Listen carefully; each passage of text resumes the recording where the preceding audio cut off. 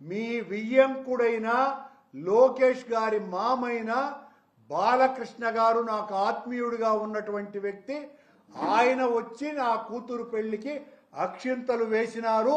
అలాగే మీ తమ్ముడు నా స్నేహితుడు నారా రామ్మూర్తి నాయుడు కూడా ఆ పెళ్లికి వచ్చినారు. ఆ పెళ్లికి ఆనాడున్నటువంటి దాదాపు 13 మంది హైకోర్టు న్యాయమూర్తులు వచ్చినారు.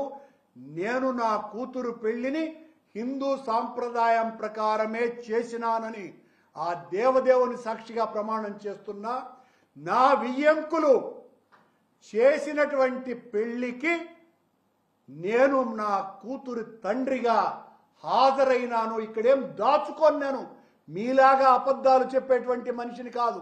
నా కూతురు పెళ్లి నేను హిందూ సాంప్రదాయం ప్రకారం ఆలయ ప్రధాన అర్చకుడి దగ్గర నుంచి తిరుమల వేద పారాయణదారులందరూ వచ్చి నా కూతురు అల్లుడిని ఆశీర్వదించినారు దేవదేవుని సాక్షిగా.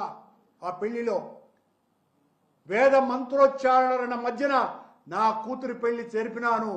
మీరు శాసనసభలో ఆ ఫోటో వేసి నన్ను క్రిస్టియన్గా మీరు చూపిస్తే, చంద్రబాబు గారు ఇదిగో మీరు బైబిల్ పట్టుకొని ఉన్నారు, మీరు బైబిల్ పట్టుకున్నారు కాబట్టి నేను క్రిస్టియన్ అంటే,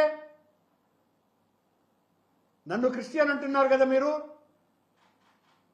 మరి మీరు బైబిల్ పట్టుకున్నారు. ఇదిగో 1 కాదు 2 కాదు, సాక్ష్యాలు కోకొల్లలుగా ఉన్నాయి. కోకొల్లలు.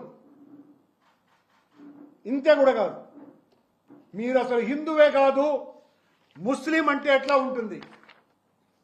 చంద్రబాబు గారు ఈ ఫోటోలను చూసి మరి పవన్ కళ్యాణ్ గారి 3వ భార్య ఓ క్రిస్టియన్ కదా, మరి పవన్ కళ్యాణ్ గారు సనాతన ధర్మ పరిరక్షకుడిని పెద్ద హిందువునని చెప్పుకుంటున్నారే, మరి ఆయన్ను క్రిస్టియన్ అనండి మరి.